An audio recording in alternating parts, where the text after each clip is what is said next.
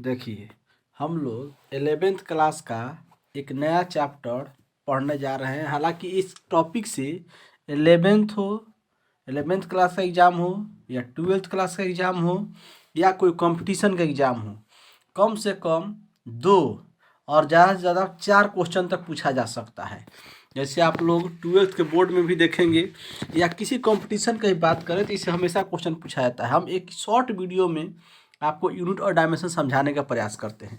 यदि यह वीडियो आपको अच्छा लगे तो आप इस वीडियो को ज़रूर लाइक कीजिए और कमेंट भी कीजिए और साथ साथ सब्सक्राइब अवश्य कीजिए। ठीक है, देखते हैं, हम आगे बढ़ते हैं इस वीडियो में। देखिए, यूनिट और डायमेंशन, मात्रक और विमात्रक, इससे हर प्रत्येक एग्जाम में 2 से 3, यदि रेलवे एसएससी की बात की तो उसमें भी 1 से 2 क्वेश्चन आता है। तो इसको हम शॉर्ट वीडियो में बताने का प्रयास करते हैं। अब देखिए, सबसे पहले हम लोग भौतिक राशि क्या होता है उसको समझने जाते हैं। भौतिक राशि, तो भौतिक राशि क्या होता है इसको हम डायरेक्ट बताते हैं। आप लिख लेंगे कि वैसा राशि जिसका उपयोग साइंस को या फिजिक्स को स्टडी करने में डायरेक्ट या इनडायरेक्ट किया जाता है उसका कहते हैं भौतिक राशि।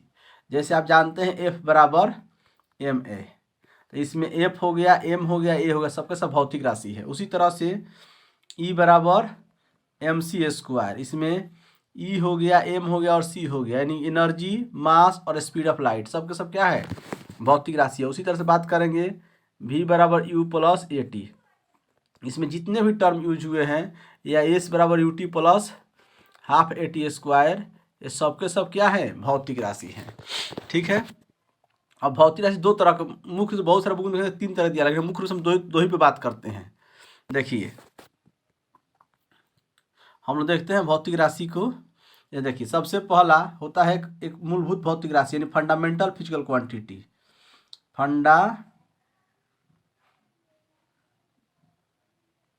फंडामेंटल फिजिकल क्वांटिटी,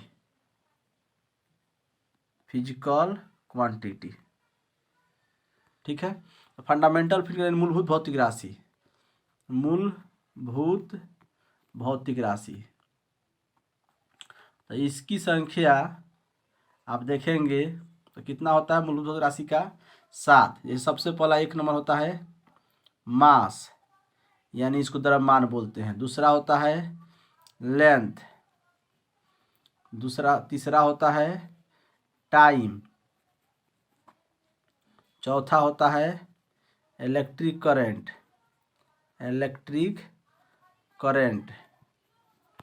पांचवा होता है टेम्परेचर यानी तापमान, छठा होता है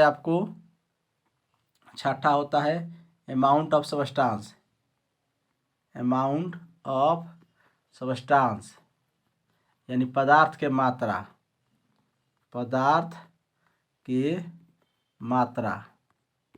और सातवां होता है आपको लुमिनियस इंटेंसिटी,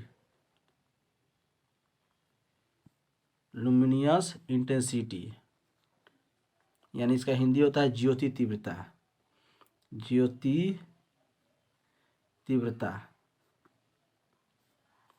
ठीक है, और 2 और इसमें जोड़ दिया जाता है जिसको हम लोग सेकेंडरी बोलते हैं। हो जाता है 8 नंबर प्लेन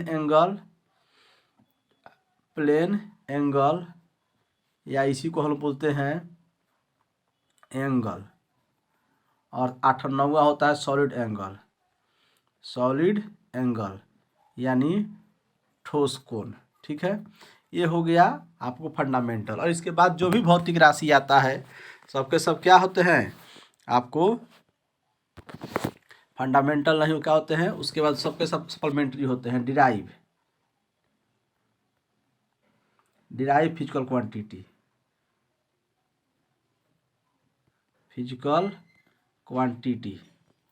यानी व्युत्पन्न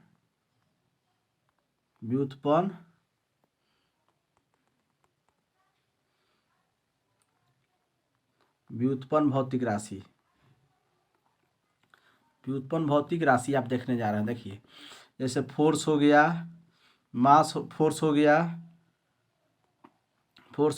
वेलोसिटी हो गया, एक्सेलरेशन हो गया, संवेग हो गया, एनर्जी हो गया, एनर्जी हो गया, वर्क हो गया, पावर हो गया, सबके सब क्या है डिराइव है। माने 9 को छोड़ दीजिए, फंडामेंटल उसको जो भी है डिराइव है। ठीक है, अब हम लोग देखते हैं, आप जानते हैं CGS यूनिट। CGS में क्या होता है, देखिए सातवां हम देखते हैं CGS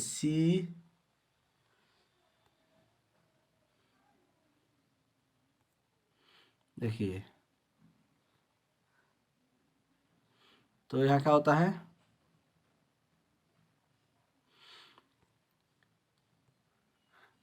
CGS यानी सेंटीमीटर ग्राम सेकंड सिस्टम, यानी लेंथ के लिए सेंटीमीटर, मास के लिए ग्राम और टाइम के लिए सेकंड। उसी तरह से होता है MKS तो ऐसा होता है लेंथ के लिए मीटर, मास के लिए किलो और टाइम के लिए सेकंड। उसका FPS यहाँ होता है फुट पौंड सेकंड, लेंथ के लिए फुट, मास के लिए पौंड, टाइम के लिए सेकंड। हालांकि पौंड मास का यूनिट नहीं होता है FPS सिस्टम में, फोर्स का यूनिट होता है, इसको ध्यान रखना होगा। उसका SI में आते हैं तो SI में हमको 9 गो होता है। सबसे पहले मास के लिए होता है kg, लेंथ के लिए होता है मीटर, टाइम के लिए होता है सेकेंड। इसी तरह से आगे करेंट टेम्परेचर के लिए होता है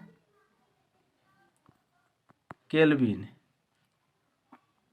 करंट के लिए होता है एम्पियर। उसके बाद हो जाता है अमाउंट ऑफ सब्सटेंस के लिए होता है मोल। उसका लुमिनस इंटेंसिटी के लिए होता है कैंडेला CAN कैंडेला होता है। ठीक है, ये हो गया आपको SI यूनिट। अब हम लोग इसके बाद आगे देखते हैं SI के बाद कि देखिए ये हो गया। अब इससे आगे हम लोग जैसे बढ़ते हैं तो हम अब आते हैं डायमेंशन में। डायमेंशन देखिए, किसी भी भौतिक राशि को मूलभूत भौतिक राशि में लिखने की घटना को क्या बोलते हैं, डायमेंशन। ये देखिए, मास का डायमेंशन होता है m, इसको ब्रैकेट में लिखते हैं। लेंथ का डायमेंशन होता है l, टाइम का होता है t, करंट का होता है I या A, टेम्परेचर का होता है केल्विन। ये हो गया हमारा मूलभूत भौतिक राशि। अब इसे कैसे डायमेंशन लिखा जाता है, इसको हम सीखने जा रहे हैं। देखिए, जैसे बात किया जाए, किसी तरह का लेंथ होगा हमेशा डायमेंशन सेम होगा, किसी तरह का मास होगा उसका डायमेंशन हमेशा सेम होगा, यानी समान तरह के भौतिक राशि का डायमेंशन हमेशा सेम होता है। जैसे समझिए, जैसे लेंथ होगा तो L होता है, तो हाइट भी हो जाएगा तो उसका भी क्या होगा, L ही होगा। ठीक है, मास है तो अर्थ का मास हो, सन का मास हो, सबका M ही होगा। जैसे आप समझिए, अब डायमेंशन लिखने के लिए आपको फॉर्मूला याद होना चाहिए। जैसे मान लीजिए एरिया का हम बात करें, क्षेत्रफल का बात कीजिएगा, क्षेत्रफल एरिया क्या होता है, L गुने B। तो मास का लेंथ का हो गया L और डायमेंशन विड्थ का भी हो गया L, तो L गुने L क्या हो जाएगा, L के पावर 2। इसको हम लोग ब्रैकेट में। उसी तरह से इसका यूनिट के SI यूनिट की बात करें तो क्या हो जाएगा, SI यूनिट मीटर, लंबाई को मीटर मात्रा में मीटर स्क्वायर। CGS हो जाएगा, CGS यूनिट सेंटीमीटर स्क्वायर। उसी तरह से बात करेंगे हम लोग FPS में, FPS तो उसका क्या हो जाएगा, फीट स्क्वायर। ठीक है, इसी तरह से आगे बढ़ते हैं वॉल्यूम को लिखेंगे, वॉल्यूम का तो L के पावर 3 क्या होता है फॉर्मूला हमारा, L गुने B गुने H, यानी तीनों डायमेंशन L होगा तो L गुने L तो हो जाएगा हमारा L के पावर 3। इसका डायमेंशन हो गया L के पावर 3। यूनिट की बात करें SI यूनिट के तो क्या हो जाएगा, मीटर क्यूब। CGS की बात करें तो क्या हो जाएगा, सेंटीमीटर क्यूब। इस तरह से हो जाएगा। उसके बाद हम लोग इसी पे आते हैं, उसके बाद संवेग का P बराबर हम, उसके बाद हम आते हैं वेग का। तो वेग का होता है डिस्प्लेसमेंट या distance by displacement by time. Displacement हो गया L, टाइम का हो गया T, तो क्या हो जाएगा LT के पावर -1। ठीक है, इसी तरह से आगे बढ़ते हैं। स्पीड का भी सेम डायमेंशन होता है, इसका यूनिट हो जाएगा SI यूनिट, इसका हो जाएगा मीटर पर सेकेंड। CGS हो जाएगा सेंटीमीटर पर सेकेंड। ठीक है, उसी तरह से स्पीड का सेम हो जाएगा, स्पीड का भी यूनिट डायमेंशन सब चीज़ सेम होगा। आगे बढ़ते हैं हम लोग त्वरण का देखते हैं, एक्सेलरेशन। तो त्वरण का क्या होता है, वेग बटा समय। तो वेग का हो गया वेग बटा समय, तो वेग का होता है क्या, वेग का हो गया LT के पावर -1 और टाइम का हो गया T, तो हो गया LT के पावर -2। इसका यदि हम डायमेंशन देखते हैं, यूनिट डायमेंशन हो गया। यूनिट की बात करते हैं SI यूनिट। SI यूनिट हो जाएगा लेंथ के लिए मीटर, टाइम के लिए सेकंड के पावर -2। CGS की बात करें तो CGS क्या हो जाएगा, CGS होगा सेंटीमीटर सेकंड के पावर -2। इसके बाद हम देखते हैं बल। बल का देखते हैं तो बल का क्या हो जाएगा, फोर्स का फॉर्मूला होता है मास इंटू एक्सेलरेशन। तो मास का हो गया m, एक्सेलरेशन का हो गया LT के पावर -2। ये डायमेंशन आपको याद रखना होगा, ये बार बार आता है। उसके बाद इसी तरह से इसका यूनिट SI यूनिट की बात करें तो SI यूनिट हो जाता है मास के लिए kg, लेंथ के लिए मीटर, टाइम के लिए सेकेंड। इसी को हम बोलते हैं न्यूटन। क्या बोलते हैं, न्यूटन। उससे CGS बात कीजिएगा तो CGS हो जाएगा ग्राम सेंटीमीटर सेकंड के पावर -2। इसको बोलते हैं डाइन। क्या बोलते हैं, डाइन। अब 1 न्यूटन बराबर होता है 10 के पावर 5 डाइन। ठीक है, उसी तरह से वर्क का आगे बात करें हम लोग, वर्क का यानी कार्य। तो कार्य का फॉर्मूला होता है बल इंटू विस्थापन। तो बल इंटू विस्थापन होता है, तो बल का हो गया MLT के पावर -2 और विस्थापन का LT के पावर, विस्थापन हो गया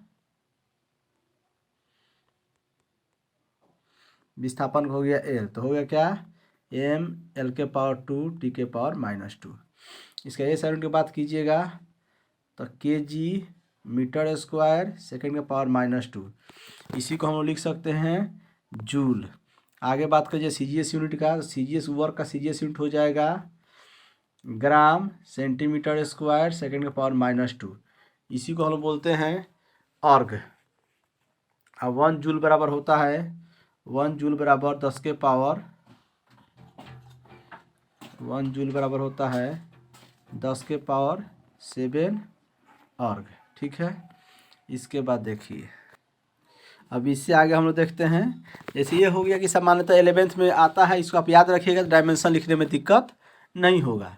ऐसे इस पर बहुत सारा 12th में भी क्वेश्चन आता है, फॉर्मूला याद हो डायमेंशन से। मान लीजिए सबसे पहला पूछा हुआ 12th एग्जाम में कि चार्ज का SI यूनिट क्या होता है। चार्ज का फॉर्मूला आप जानते हैं Q बराबर IT होता है।